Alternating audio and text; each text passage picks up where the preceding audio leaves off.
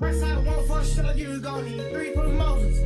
I got the baddest from your minutes, but I can't switch the motor. Let's get it. Hey yo, what the fuck? I just bought all the Trojans. Freaky ass nigga here, 6ix9ine got.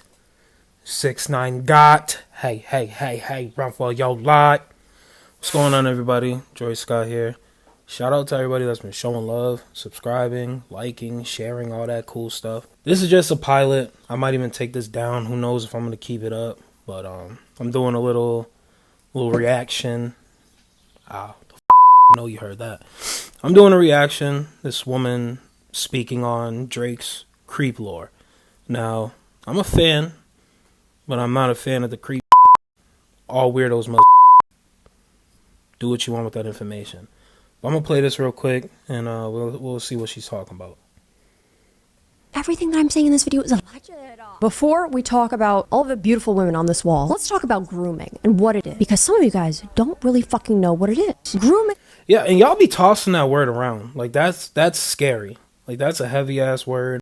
I don't think you really get arrested for it, but you get looked at a certain way, and you can get packed out for doing such thing. But let's continue.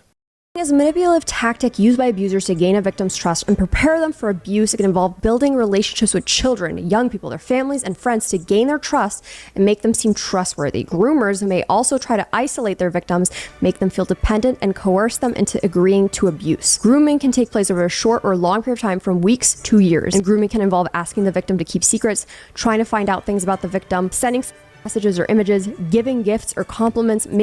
Alright, before they even got to, like, the extra weird, like, the sexual stuff, parents be doing that too.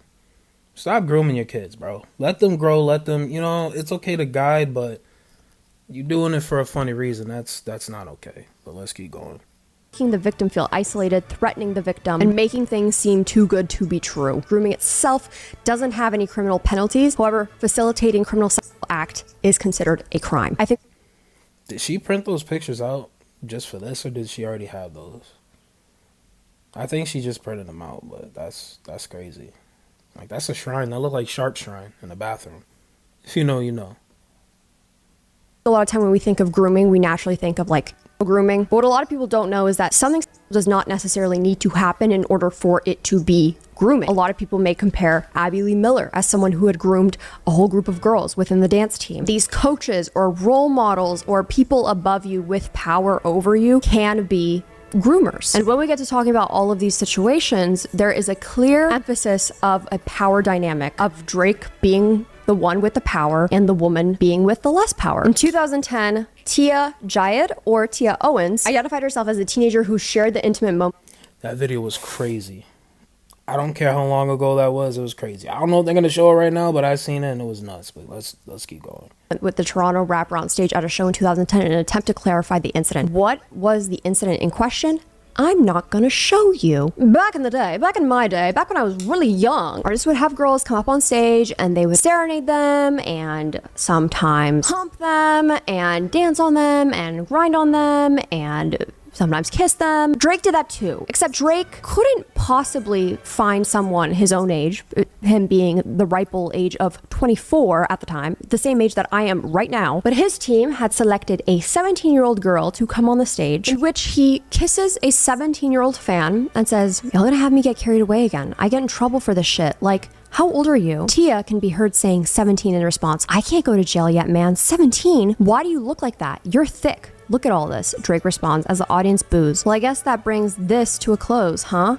he adds before continuing his performance. "I don't know if I should feel guilty or not, but I had fun. I like the way your breasts feel against my chest. I just want to thank you," he shared before kissing her on the hand, on both cheeks, on the forehead, and lastly on her lips. Yo, he addressed her at 17.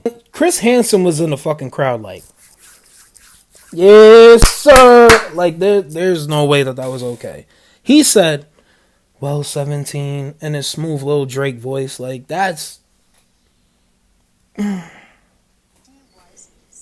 He was 7 years old now. The thought of kissing a 17-year-old actually makes me want to die. Tia Owens has posted on her Instagram story that she is the teenager who shared the intimate moment with the Toronto rapper. She says, I was 17 back then and I'm 31 now. This was a concert that my dad took me to back in high school. Drake's entourage actually picked me out from the crowd of people, not Drake himself. It was nothing then and still nothing now. Regardless of how Tia herself feels about the situation, I'm obviously happy that she's not traumatized from the situation. I would not wish that upon anyone. However, that does not make what Drake did okay. You are a grown-ass adult with a fan on stage. Talk your shit. Weird superiority complex there. And then doing something quite literally illegal. You... Bro, acknowledging that she was 17 and then continuing with it was weird. You could have had her singing with you. I better fight. You could have done anything, but no, I'm a pedophile. Like, that's some bullshit, bro. Can't escape that.